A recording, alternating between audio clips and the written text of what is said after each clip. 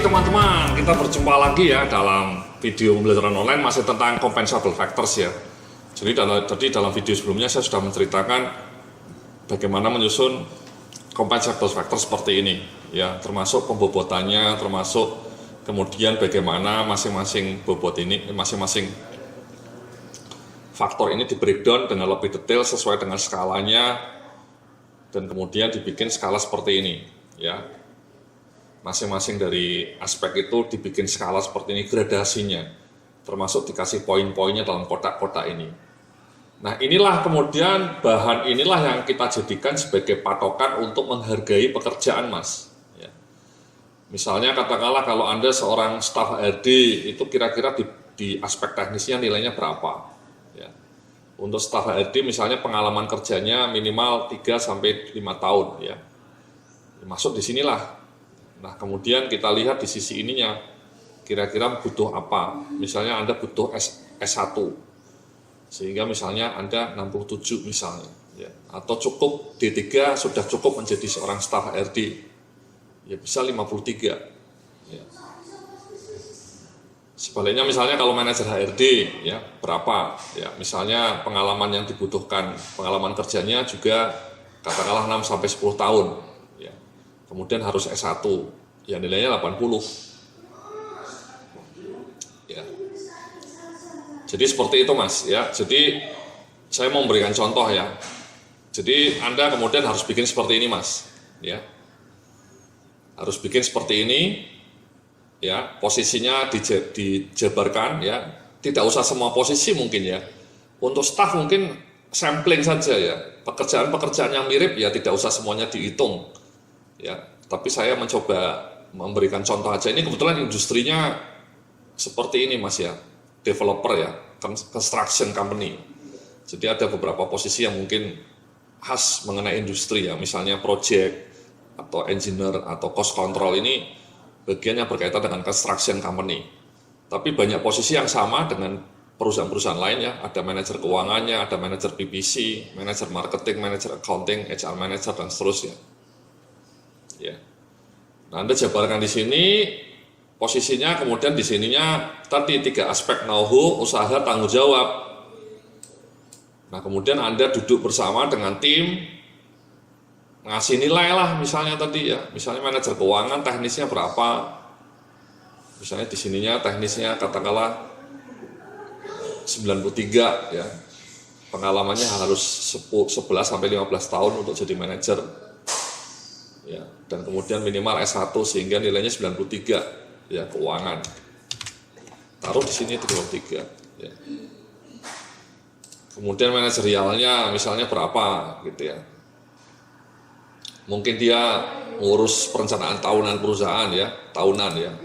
Jadi masuknya di kategori ini. Nah, kategorinya masuk di 94 atau 113 atau 131. Nah, kita melihat bahwa manajer keuangan itu lebih cocok masuk di C, bukan D. Kalau D itu sudah besar ya, mungkin beberapa departemen. Kalau manajer kan hanya membawahi satu departemen, sehingga cocoknya di 94, bukan 113. Misalnya ini Mas ya, jadi di sini 94. Kemudian interpersonalnya apa? Ya, misalnya kita melihat bahwa manajer keuangan di perusahaan ini tinggi ya, hubungannya dengan orang lain, dengan bank, dengan lembaga-lembaga keuangan, dengan kreditor, sehingga cukup tinggi, dan kemudian dia kira-kira masuknya antara C sama D ya. Nah, kita melihat bahwa manajer keuangan belum sampai membangun kesepakatan ya, dia hanya memberikan input, interaksi, tapi kesepakatan diambil oleh direktur sehingga dia cocok di C, sehingga di sininya tinggi, di sininya C, sehingga nilainya 57 ya. Demikian seterusnya Mas ya. Anda diskusi dengan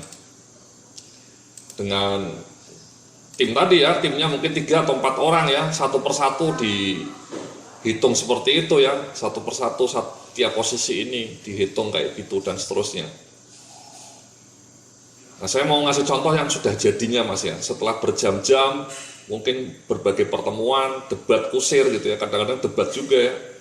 Karena kadang-kadang persepsi orang kan kadang-kadang berbeda Mas ya, judgement-nya itu berbeda-beda. saya harus mengatakan bahwa saya pernah melakukan ini dengan klien itu lama gitu ya. Apalagi kalau misalnya wakilnya itu tadi punya kepentingan ya, jadi cukup tinggi di sini dianggap ya, misalnya berbeda pendapat mengenai sebaiknya dia 57 atau 69 misalnya ya. Nah setelah berjam-jam diskusi, nah kemudian ya muncullah ya nanti hasilnya ya.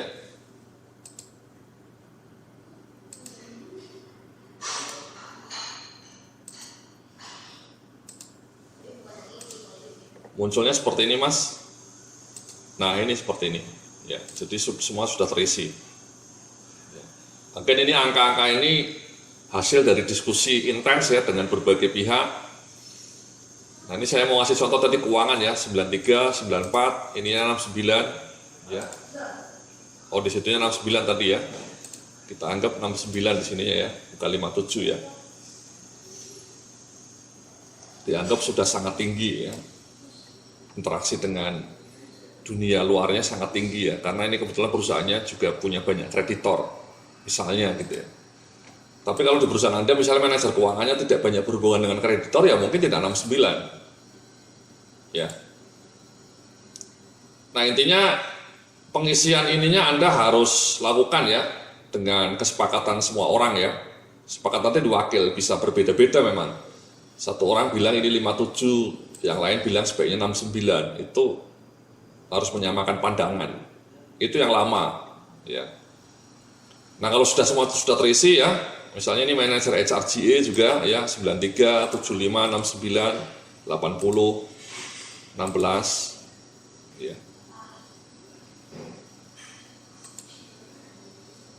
Kemudian 32 ya. Diisi semua ya. Jadi prosesnya seperti itu tadi mas ya. Sekali lagi ya, misalnya manajer keuangan tadi 93, kenapa? Karena tadi ya kita melihat bahwa dia perencanaannya tahunan dan dia memimpin departemen sehingga cocoknya 94 ya di sini manajerialnya. Sebaliknya kalau teknisnya ada di 93 karena kita pengalamannya 11-15 tahun untuk menjadi manajer keuangan. Anda cukup S1 di sini ya, tapi ada spesialisasi, ada sertifikasi lebih lanjut ya. Jadi angka-angka ini sekali lagi muncul dari skala ini mas ya, skala-skala ini ya, satu persatu dilihat ya, mana yang lebih cocok. Yang cocok masukkan di sini 69, 80, 16, 48, 125, 80, 50. Semua seperti itu mas, dibikin.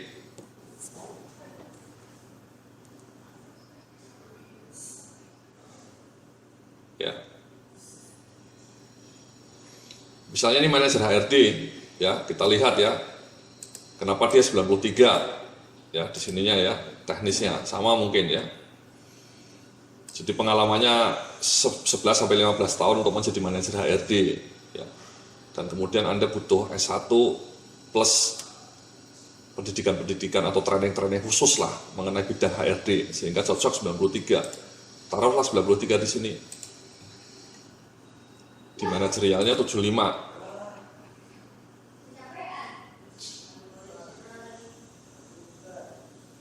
Anda untuk HRD misalnya membawai sebuah departemen ya, cocok ya.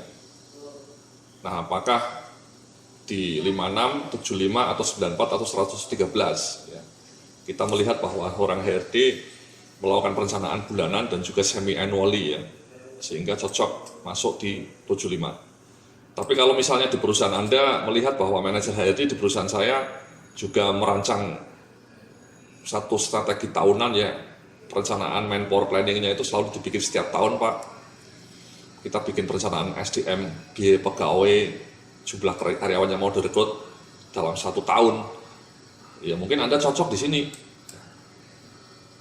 Ini kebetulan perusahaannya waktu itu ya, contoh yang saya berikan ini perusahaannya masih skala menengah, manajer HRD-nya belum begitu terlibat langsung dalam perencanaan strategis. Tapi kalau perusahaan Anda misalnya manajer HRD-nya sudah terlibat dalam perencanaan tahunan, ya mungkin cocoknya 94, ya, bukan 75. Sekali lagi nih, angka-angka ini juga disesuaikan dengan konteks tantangan pekerjaan di perusahaan Anda ya. Juga tingkat kesulitan posisi itu ya. Karena perusahaan-perusahaan besar mungkin manajer HRD-nya lebih kompleks gitu ya. Ini kebetulan waktu itu perusahaannya kecil ya. Manajer SDM-nya belum begitu kompleks pekerjaannya. Kemudian interpersonalnya kita kasih manajer HRD 69. Ya. Kenapa? Karena mungkin juga ini hubungannya sangat tinggi ya dengan serikat pekerja misalnya, dengan Depnaker gitu ya. Serikat pekerjanya waktu itu cukup kuat sehingga dia cocok sangat tinggi ini ya. Dan kemudian dia masuk di aspek ini misalnya, sehingga masuk angka 69. Demikian seterusnya Mas ya. Jadi sekali lagi itu diskusi seperti itu Anda harus bersama-sama dalam satu panel dipimpin oleh kepala timnya mungkin misalnya ya, dan satu pihak eksternal supaya bisa ngasih sudut pandang yang lebih objektif. Nah kemudian Anda jumlahkan Mas, ya nah ini jumlah totalnya. Ya, jumlah totalnya job value Anda seperti ini. Ya. Job value Anda seperti ini, ada yang 84 paling tinggi, direktur operasional, yang paling rendah staff atau sekretaris cuma 179 nilainya. Nah setelah ketemu skala total seperti ini, tinggal kemudian Anda grading. Gradingnya itu berdasarkan apa? Ini saya di sini ngasih contoh gradingnya kelipatan 100 ya, kelipatan 100 poin ya. Jadi misalnya ya ini ya 100 sampai 200 satu grade ya, 200 di grade kedua ya, 300, 400 ya, 500, 600, 700 dan 800. Jadi ini kita menggradingnya kelipatan 100 Mas ya, kelipatan 100. Sehingga dari angka 884 sampai paling bawah ini kita muncul ada kalau 7 grade ya, 1, 2, 3, 4, 5, 6, 7, 8, ada 8 grade Mas. Jadi pertanyaannya kenapa kelipatan 100 itu memang rule of thumb ya, itu juga sesuai dengan kebijakan perusahaan Anda. Kalau misalnya perusahaan Anda mau menggrading lebih detail ya mungkin kelipatannya 50 poin kita grade, kita potong gitu ya. Ini kebetulan perusahaannya ingin grade-nya jangan terlalu banyak ya, sehingga kita bikin kelipatan 100, sehingga hasilnya seperti ini Mas ya, kelipatan 100 ya. Ini kalau Anda lihat ya 800, ini 700, poinnya ini 600, ini 500, ini 400-an, ya, ini 300-an, ini 200 sama 100 dijadikan satu ya. Kesepakatannya waktu itu kita jadikan satu. Sebenarnya bisa juga dipilah jadi dua ya, tapi ini waktu itu kesepakatannya seperti ini. Jadi pembagiannya di sini adalah kelipatan 100 Mas, ya. Kalau perusahaan Anda misalnya mau lebih detail ya bisa kelipatan 50 atau bahkan mungkin mau lebih longgar kelipatan 150 poin.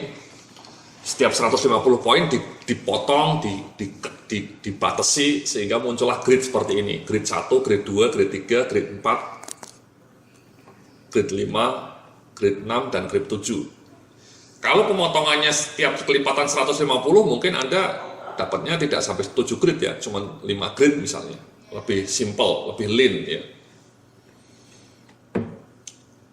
Jadi seperti ini Mas, ya. Jadi sekali lagi prosesnya seperti itu, ya. Jadi pertama Anda bikin jabatan-jabatan Anda dulu, ya. Jabatan-jabatan Anda dijembreng kayak gini, kemudian Anda bertiga atau berempat diskusi satu persatu untuk ngitung ininya, dengan mengacu ke skala ini, ya. Anda masukkan angka-angka yang cocok seperti ini. Again, ini sekali lagi saya harus mengatakan bahwa seringkali muncul perdebatan ya Kenapa dia tidak 57, kenapa dia 69, kenapa dia 80, kenapa dia 100. Itu harus mengacu ke kriteria ini. Even so, kadang-kadang kriteria ini juga tetap membutuhkan judgement ya, sehingga muncul negosiasi, mungkin diskusi yang cukup alot, tapi akhirnya harus ada kesepakatan. Setelah terisi semua, kemudian Anda jumlah total. Setelah jumlah total, Anda break, ya dipilah sesuai dengan gradingnya, bisa kelipatan 100, bisa kelipatan 50, atau bisa 75, atau 150, ya, sesuai dengan keinginan manajemen di perusahaan Anda. Sehingga muncullah grade-nya seperti ini. Inilah yang disebut salary grade, Mas. Ya, jadi 7 grade ini kita bagi jadi staff, senior staff, supervisor, senior supervisor, manager, manager senior, dan direktur. Jadi seperti itu, Mas, ya pembagiannya.